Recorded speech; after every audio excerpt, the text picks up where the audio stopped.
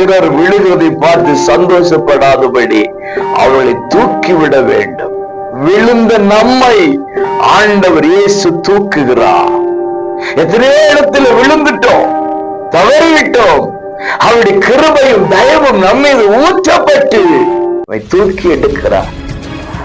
பிரியமானவர்களே, நல்லவர் இயேசுவின் இன்ப நாமத்தில் மனதார வாழ்த்துக்கள்.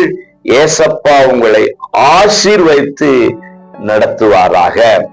மீகா 7:8 என் சத்துருவே எனக்கு விரோதமாய் சந்தோஷப்படாதே, நான் விழுந்தாலும் எழுந்திருப்பேன்.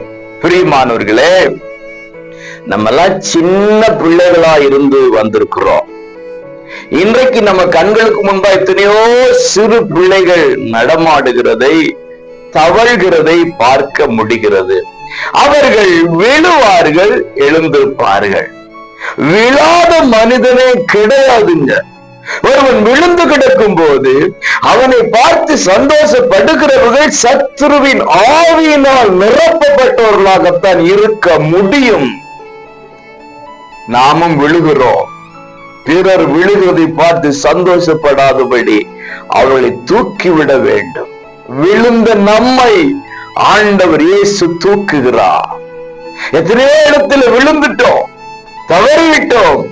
அவருடைய கிருபையும் தயவும் நம்மீது ஊற்றப்பட்டு தூக்கி எடுக்கிறார். ஒருவேளை விழுந்த நிலைமையில் நீங்கள் இருப்பீர்கள், ஆனால் உங்களை தூக்கி எடுக்கிற தேவ கரம் இறங்கி வருகிறது. தூக்கி எடுக்கப்படுவீர்கள். பிறரை குறித்து ஜட்ஜ்மெண்ட் பண்ண வேண்டாம். நியாயாதிபதி வருகிறார், அவர் பார்த்துக் கொள்வார். நம்ம தூக்கி எடுப்போம், நம்மை கர்த்தர் தூக்கி எடுப்பார். God bless you.